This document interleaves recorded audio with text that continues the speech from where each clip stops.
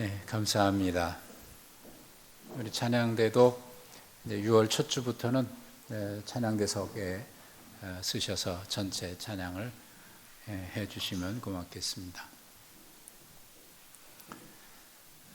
지난 주간에 여러분 언론을 통해서 아시는 분들이 계시겠습니다만은 지난 주일에 인천의 두 교회 예배에 참석했던 성도들 두 교회 합해서 약 780명이 코로나 선별진료소에 가셔서 코로나 검사를 받은 일이 있습니다. 780명 두 교회 합해서 출석했던 예배에 참석했던 분들입니다. 왜 이분들이 선별진료소에서 검사를 받게 됐냐면 그 전에 이 교회 다니는 두 고등학생이 학원을 갔는데 학원 강사가 이태원의 클럽에 다녀와서 확진자가 된 겁니다. 학원에서 그 선생님에게 강의를 들은 거죠. 그 두 학생이 감염이 됐어요. 그 사실을 모르고 주일 예배에 참석을 했었습니다. 그 일 때문에 두 교회 교인들이 다 선별진료소에서 검사를 받았는데 결과는 한 사람도 확진자 없이 모두 780명 전원이 음성 판정이 났습니다. 인천시에서는 이 두 교회를 방역 수칙을 원칙대로 철저하게 지킨 모범적인 교회로, 모범적인 사례로 발표를 하게 됐습니다. 이 두 교회는 일주일에 한 2번, 3번에 걸쳐서 소독을 실시하고 예배에 참석하는 모든 분들이 예배당에 들어가기 전에 발열 체크를 하고 마스크 착용한 채 일정 거리를 뛰어 앉아서 예배를 드렸습니다. 손 소독하는 것은 물론이고. 그래서 방역을 철저하게 지킨 결과 아무도 코로나 바이러스에 감염된 사람이 없던 걸로 나타나서 참 감사한 일이죠. 우리 교회는 그것보다 더 철저하게 지키고 있어요. 새벽 예배 소수가 참석을 해도 새벽 예배 들어오는 모든 분들 발열 체크하고 있고 이름 다 적습니다. 그리고 새벽 예배 마치면 방역하고 있고요. 또 수요 기도에도 역시 마찬가지, 금요 기도에도 역시 마찬가지. 그러니까 일주일에 최소한 7, 8번은 우리는 방역을 하고 있죠.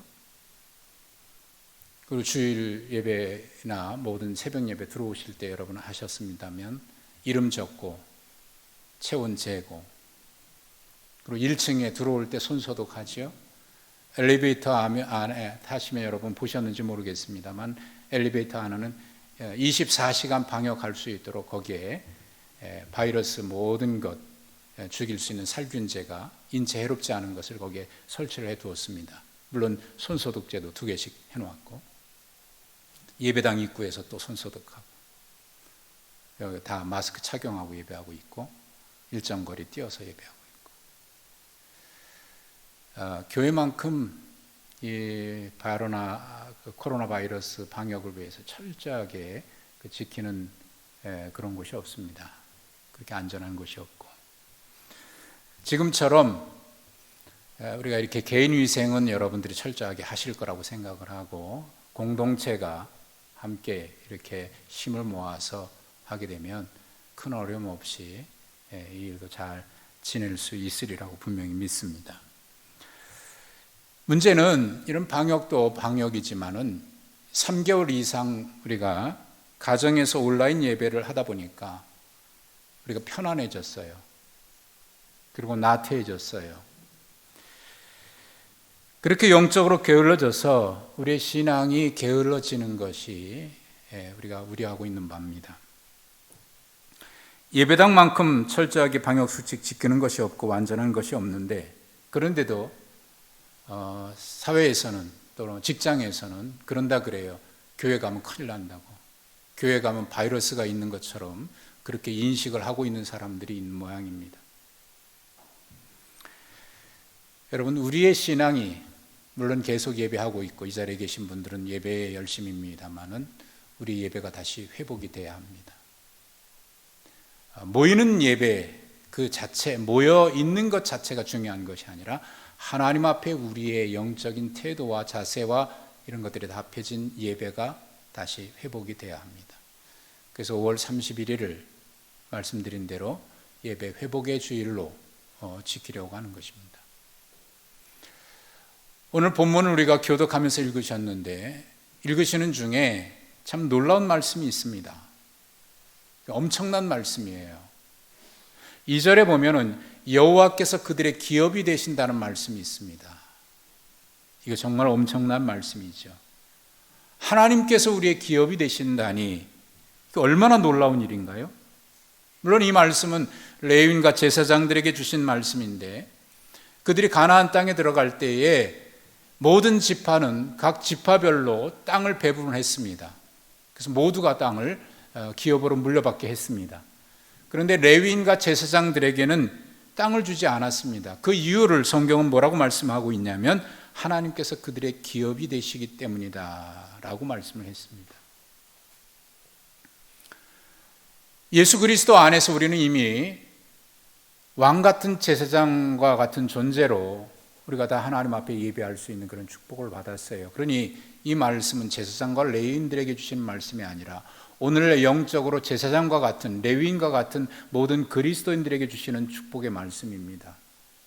하나님이 우리의 기업이 되셨다. 이 말씀은 정말 엄청난 말씀인 거예요.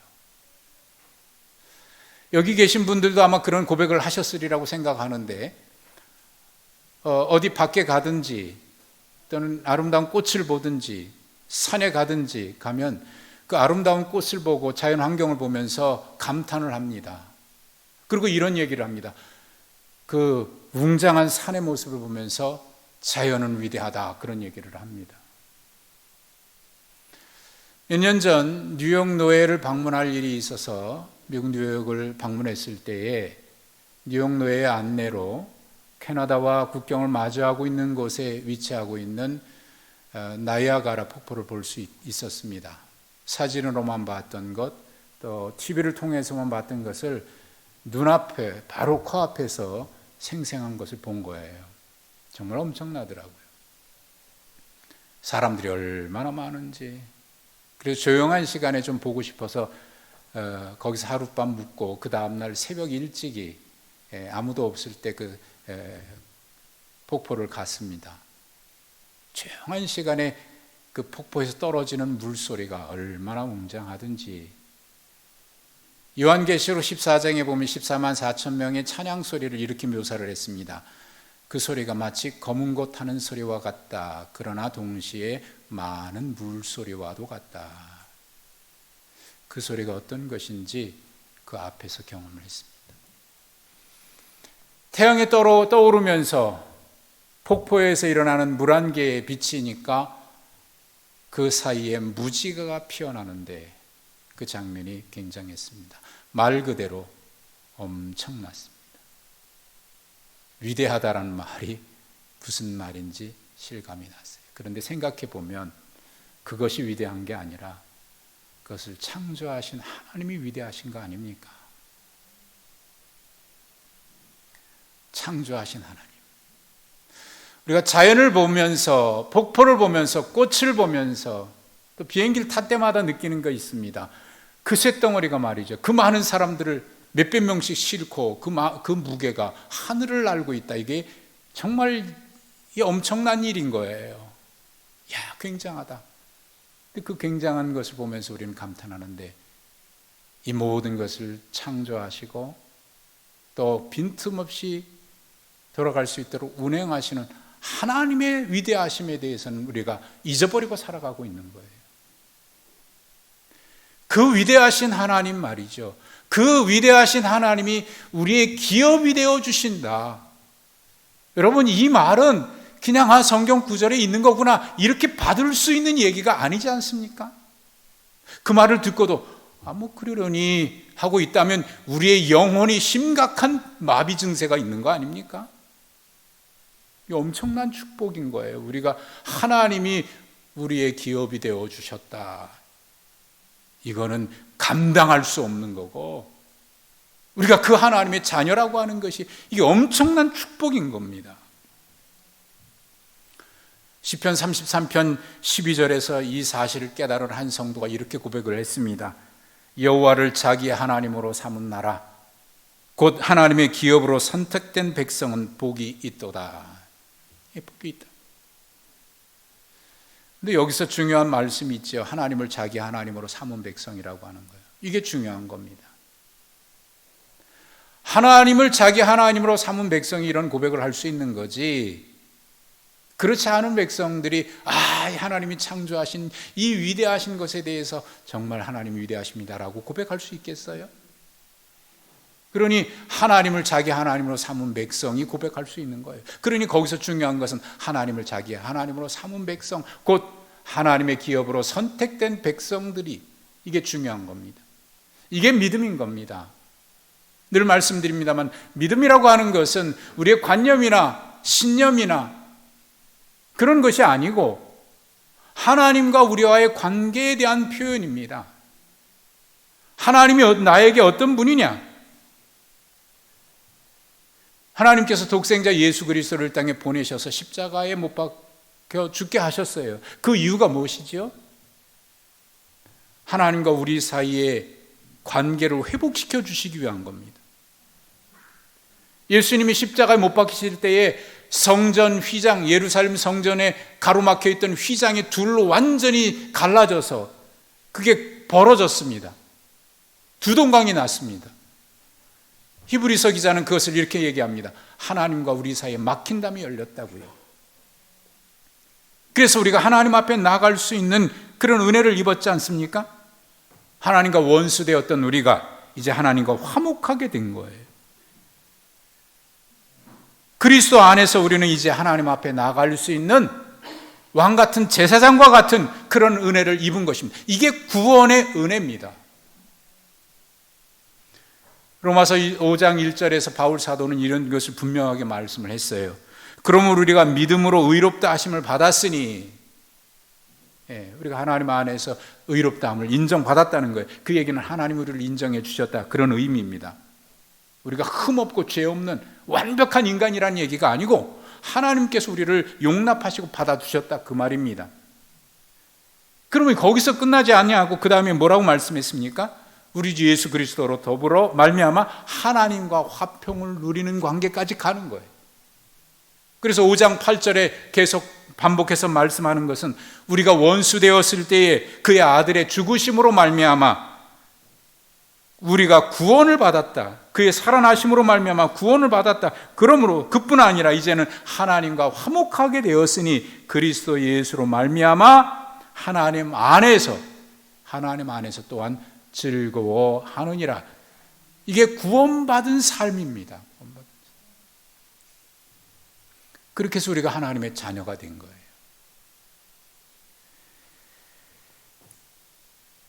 예수님이 우리에게 알려주신 게 그거죠. 하나님이 너의 아버지다, 아버지다. 하나님과 우리와의 관계가 그렇게 회복이 된 겁니다.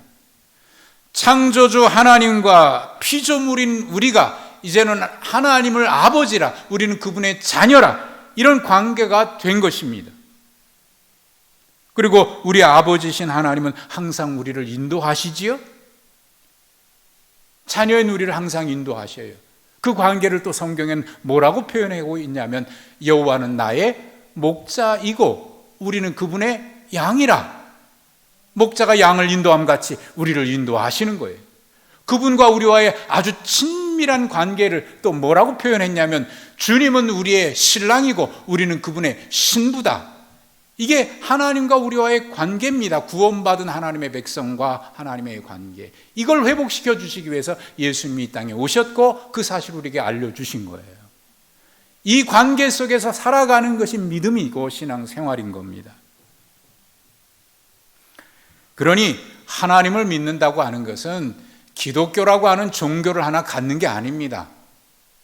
요즘은 종교란 이력서에 기록하지 않게 되어 않는 경우가 많습니다만은 거기에 나 기독교라고 쓰는 그걸 얘기하는 게 아니에요.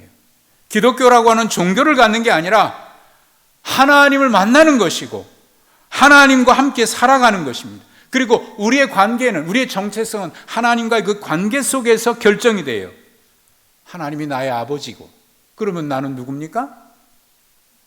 그분의 아버지라고 부를 수 있는 사람이 누구예요? 자녀 아니에요? 우리가 하나님의 자녀가 되는 것이죠. 하나님은 영원한 우리의 구원자가 되시고 우리는 구원받은 백성인 것이고, 여호와가 우리의 목자이면 우리를 인도하시고 우리는 그의 인도하심을 받는 하나님의 양인 것이 틀림없지요. 이것이 하나님을 자기 하나님으로 삼은 자가 누리는 축복이고, 하나님의 택함받은 백성이 받는 축복이고, 이것이 하나님이 우리의 영원한 기업이 되시는 자가 받은 복이고 축복인 겁니다. 그러니 이 은혜가 얼마나 엄청나냐고요. 우리가 잘 아는 말씀, 우리가 암송하는 말씀이 있습니다. 로마서 8장 28절인데 하나님을 사랑하는 자 곧 그 뜻대로 부르심을 입은 자들에게는 모든 것이 합력하여 선을 이루느니라. 당연하지요. 당연한 겁니다. 비록 우리가 지금 이해할 수 없는 문제 때문에 아파하고 갈등하고 염려하는 일들이 있을 수 있어요. 지금 이 자리에 계신 분들 중에도 혹 그런 일이 있을 수 있을 겁니다. 그러나 그것 때문에 염려하고 걱정할 필요가 없습니다. 왜요? 하나님께서 모든 것을 합력해서 선을 이루시는 것 분명하기 때문입니다. 혹시나 우리가 살아가는 동안 사방이 동서남북 다 막힌 것처럼 답답하고 사방이 우겨쌈을 당한 것처럼 그렇게 어려움을 당하고 있다고 하더라도, 여러분, 우리의 사방은 다 막혔다고 할지라도 여러분, 하나님과 우리와의 관계가 막히지 않으면 그는 결코 망하지 않습니다.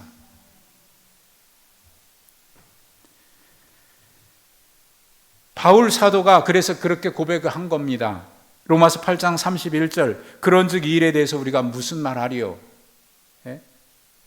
만일 하나님이 우리를 위하시면 누가 우리를 대적하리요? 하나님이 우리를 위하시면 이라는 표현을 쓰니까 만일 그렇게 한다면 이런 의미처럼 보입니다만은 이건 너무나 분명한 거지요.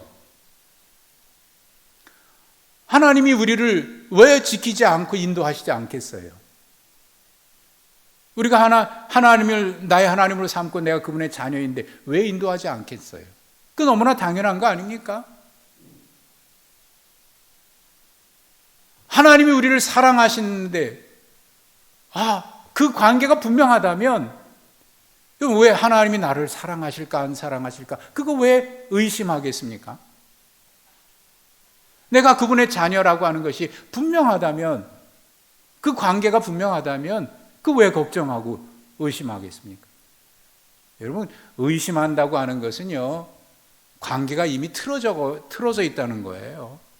부부 사이에 남편이 나를 사랑할까 안 할까, 내 아내가 나를 사랑할까 안 할까 의심하는 거는요, 이건 관계가 이미 막 틀어져 가고 있는 거예요. 관계가 분명하다면 사랑하는 건 당연한 거지요. 아버지와 자녀, 하나님과 우리와의 관계가 그러다면 인도하시고 보호하시고 지켜주시고 사랑하는 거 틀림없습니다. 그러면 문제는 내가 지금 어떤 문제를 겪고 있느냐, 내가 이런 아픔 때문에 뭐 이런 거, 이것이 걱정이 한 것이 아니라 하나님과 내 관계가 지금 올바로 서 있느냐, 그것을 걱정하고 염려해야 돼요. 그래서 다시 하나님 앞에 올바로 설 수 있게 해야 되는 거예요. 그렇다면 하나님이 우리를 위하시는데 누가 대적할 수 있겠어요? 8장 32절에 말씀하죠.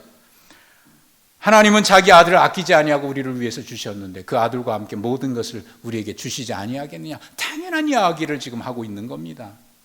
너무나 당연하기 때문에 이것을 마치 질문처럼 얘기한 거예요. 여러분, 뭐라고 대답하시겠습니까? 당연하지 않겠어요? 너무나 당연한 얘기입니다. 너무나 분명하고 당연하기 때문에 우리는 이렇게 고백하지 않을 수 없습니다. 바울 사도는 그렇게 고백했습니다. 세상에 어떤 것도 하나님의 그 사랑에서 끊을 수 있는 것은 없느니라. 아멘. 이것이 우리의 고백인 겁니다. 하나님과 우리의 관계가 분명하다면 이게 믿음인 거죠. 그래서 신명기 33장 29절에서 이 신명기 마지막 바로 앞인데 모세가 뭐라고 얘기했냐면 이스라엘아 너처럼 행복한 사람이 어딨냐. 바꿔 말하면 이런 거죠. 여러분 우리처럼 행복한 사람이 어디 있습니까? 너처럼 여호와의 구원을 받은 자가 어디 있느냐. 이스라엘아 너처럼 행복한 사람이 어디 있냐. 여러분 우리는 행복한 사람입니다. 복받은 사람입니다. 하나님이 우리의 기업이 되시다니 이게 참 우리가 그만한 사랑 받을 만한 자격이나 되는 겁니까? 근데 하나님이 우리의 기업이 되시다니 온 우주를 창조하시고 통치하시는 그분이 우리의 기업이 되시다니 그러니 우리 모두는 정말 행복한 사람 맞습니다. 세상에 행복하지 않기를 원하는 사람이 어디 있어요? 모두가 다 행복하기를 원하잖아요. 그래서 행복이 어디 있나 하고 찾아다니잖아요. 그런데 생각해 보면 이 행복이 도대체 뭐냐? 행복이 도대체 뭐냐? 행복이 뭔지 행복이라고 하는 것만큼 가장 이게 뭔가 뭔지 모르고 헷갈리는 게 없어요. 탁석산 씨가 행복 스트레스라고 하는 책을 썼어요, 오래전에. 행복하고 스트레스라고 하는 말이 조합이 안 맞아요. 양립할 수 없는. 스트레스가 없어야 행복하지. 근데 그 책 제목을 행복 스트레스라고 잡았어요. 왜 그렇게 썼냐? 그분이 이런 얘기를 합니다. 모든 스트레스에서 해방된 상태가 행복인데, 스트레스 받지 않는 것이 행복인데, 근데 행복 스트레스라고 하는 말을 쓴 이유는 현대인은 행복해져야 된다고 하는 강박의 스트레스가 있다는 거예요. 행복해야 돼. 어떻게 하면 행복할 수 있을까? 이 행복이 스트레스가 돼요. 거기에 강박관념에 사로잡혀 행복해야 된다고 하는 강박관념. 그래서 행복의 조건으로 사람들이 찾는데 대부분 행복의 조건들이 뭡니까? 학생들은 공부 잘하는 것, 좋은 직장 취직하는 것, 승진하는 것, 성공하는 것. 이거 있으면 좋긴 좋지요. 그러나 이것이 행복 자체는 아니고 행복의 껍데기에 불과하다. 그러면서 이분이 아주 역설적인 얘기를 했어요. 진정으로 행복하려면 행복해져야 된다고 하는 그 강박 스트레스에서 벗어나야 된다. 행복하려면 행복하려고 하는 마음을 버리라는 거예요. 왜? 우리가 가지고 있는 그 모든 조건들이 다 갖춰져도 행복이란 없다는 겁니다. 껍데기라는 겁니다.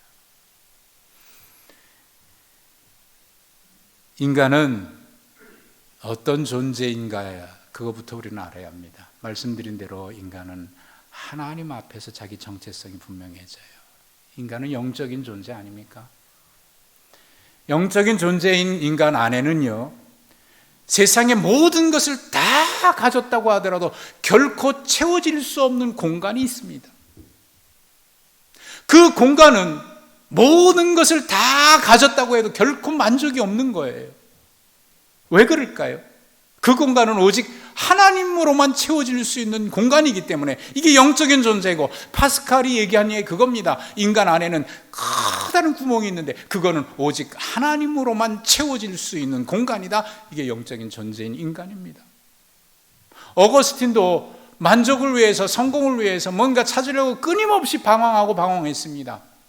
모든 것을 다 가져보려고 노력했습니다. 그런데 만족이 없었고 결국 하나님 앞에 돌아와서야 그가 깨달았어요.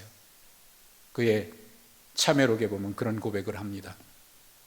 내가 하나님 앞에 돌아와서 보니 하나님께서 야야야, 나 여기 있는데 너 그동안 어디 가서 그렇게 찾으려고 헤맸냐?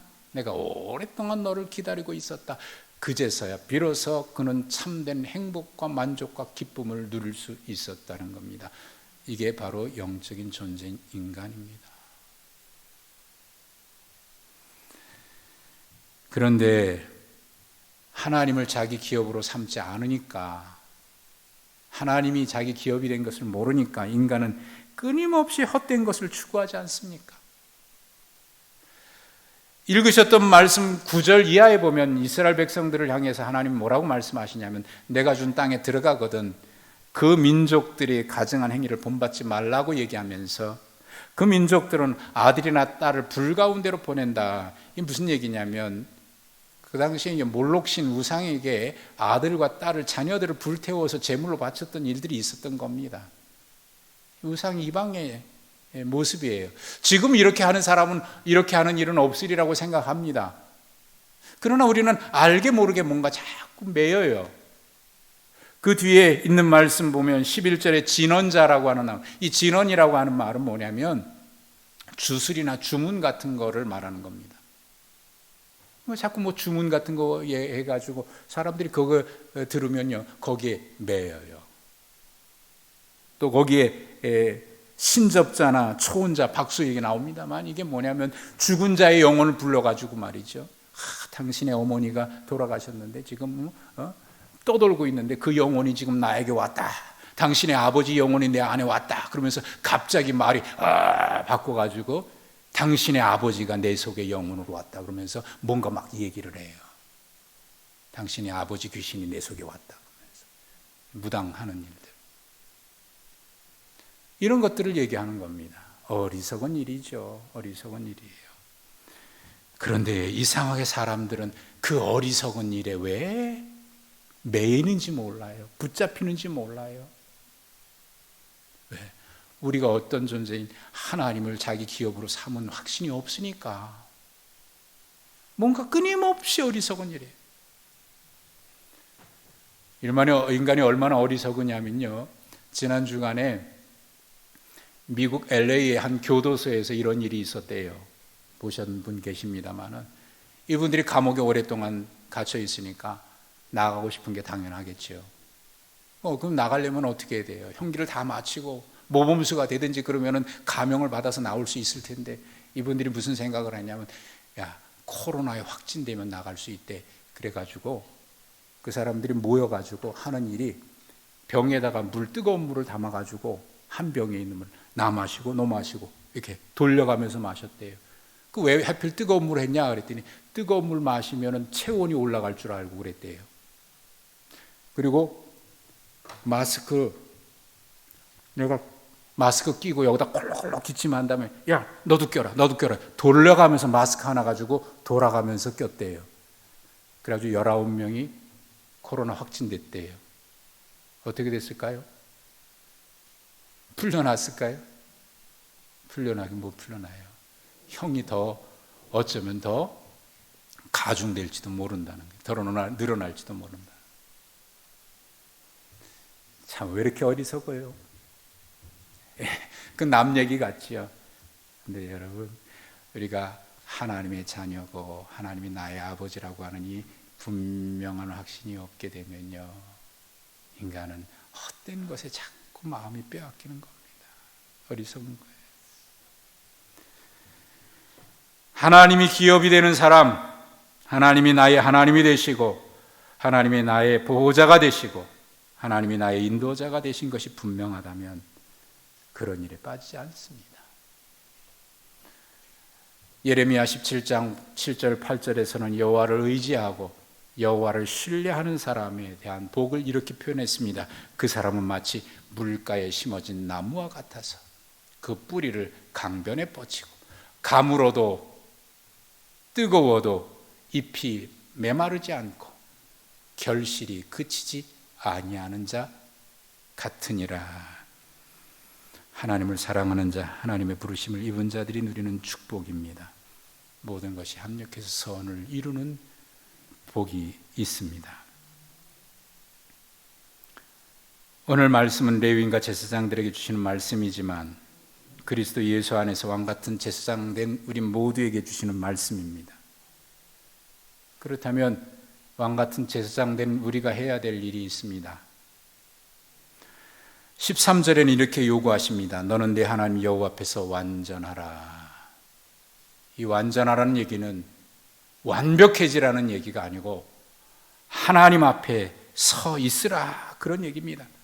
하나님과의 관계를 끊어지지 아니하도록 유지하라는 얘기입니다. 그 하나님과의 관계를 온전히 유지해 나가는 방법으로 말씀하고 있는 것이 이 제사장과 레위인들이 해야 될 일인데, 5절에 보면은 이는 내 하나님 여호와께서 내 모든 지파 중에서 그를 택하여 내시고, 왜 택하셨습니까? 여호와 앞에서 여호와의 이름으로 서서 그분을 섬기도록. 또 6절과 7절에 어떤 성읍에 있는 레위인이 간절한 소원이 있어서 그 있는 곳을 떠나서 다른 곳에 갈지라도, 여기는 예루살렘을 얘기하는 것입니다. 거기 가서도 역시 여호와 하나님의 이름으로 섬길 수 있나니, 예배지요? 예배. 여호와 앞에서 하나님과의 관계를 온전하게 유지해 갈 수 있는 그 일은 바로 우리가 하나님 앞에 서 있는 겁니다. 그분을 섬기고 예배하는 삶이에요. 코로나 바이러스 이태원에서 확진자들이 늘어나다가 이제 이 일도 역시 지금 수그러들고 있습니다. 많이 줄어들었습니다. 염려했던 것만큼 늘어나지 않아서 다행이죠. 근데 초창기부터 지금까지 늘 염려했던 것이 있었습니다. 그게 뭐냐면은 확진되지 않았는데, 증상은 나타나지 않는데 무증상의 감염자들입니다. 바이러스가 있는데, 내 몸에 들어왔는데 증상이 나타나지 않는 경우예요. 내가 증상이 없으니까 감염되지 않은 줄 알고 많은 사람들 만나고 그러다 보니까 가족 중에 약한 사람이 감염되고 그런 거예요. 그게 위험한 거죠. 앞으로도 역시 그게 우리가 늘 조심해야 되는 이유 중에 하나입니다. 근데 이게 영적으로 매우 중요한 교훈을 주는 거예요. 죄의 속성이 그렇습니다. 사람들은 사람에게 드러나고 밝혀지는 것이 두려운 줄 알면서도 사람에겐 드러나지 않지만 하나님 앞에 설 때 우리에게 감춰진 죄가 드러나는 것에 대한 두려움은 없습니다.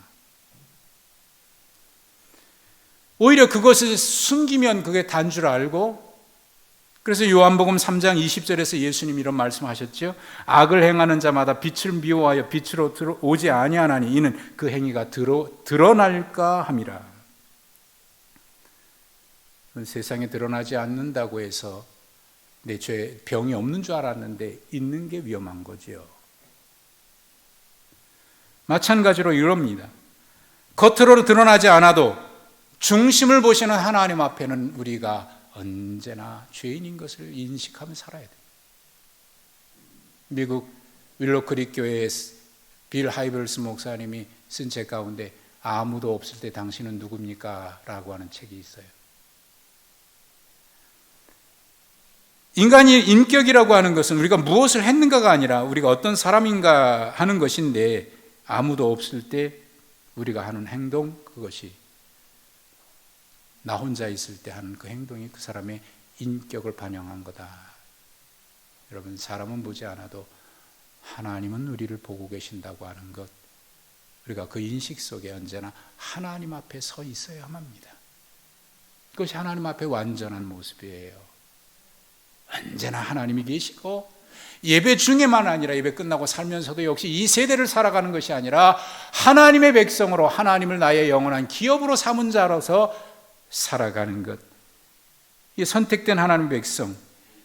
그러니까 우리가 하나님을 믿는다고 하는 것은 기독교라고 하는 종교를 갖는 것이 아니고, 예배라고 하는 종교 행위, 예식에 참여하는 것이 아니라 언제나 하나님 앞에서 그분을 예배하고 그분을 섬기고 그분의 뜻대로 살아가는 것. 이것이 믿음입니다. 그래서 예배라고 하는 것은 하나님의 구원의 그 은혜에 참여하는 것이고 축복의 현장에 참여하는 것입니다. 그러므로 우리가 정말 힘써야 되는 것은 예배가 정말 회복되고 있는가, 내가 하나님 앞에 늘 서 있는 하나님의 기업으로 삼은 백성으로 서 있는가, 예배의 회복입니다. 예배 회복. 우리 모두 이러한 믿음으로 살아갈 때 하늘의 은혜와 축복은 우리 삶 속에 언제나 가득하고 평안으로 충만하게 될 것입니다. 이번 기회를 통해서 우리의 예배가 과연 하나님 앞에 올바로 서 있는 자인지, 하나님 앞에 완전한 모습인지 우리 자신을 돌아보고 예배가 회복되는 우리 모두가 되시기를 간절히 축복합니다. 하나님 감사합니다. 오늘도 하나님 앞에 서 있습니다. 몸은 있으나 마음은 딴 데 있지 않게 하시고 몸과 마음 한자리에 서서 하나님을 예배하게 하시고 우리의 삶의 현장에 살아갈 때도 이 세대에 본받지 아니하고 오직 하나님의 뜻에 순종함으로 하나님이 기업이 되신 백성, 하나님이 우리의 기업이 되시고 우리를 택하시고 구원하신 하나님의 거룩한 백성으로 언제나 늘 하나님 앞에 서서 살아가는 참된 예배자가 되게 하여 주시옵소서. 그렇게 살아갈 수 있게 하여 주시옵소서. 예수님의 이름으로 기도하옵나이다. 아멘.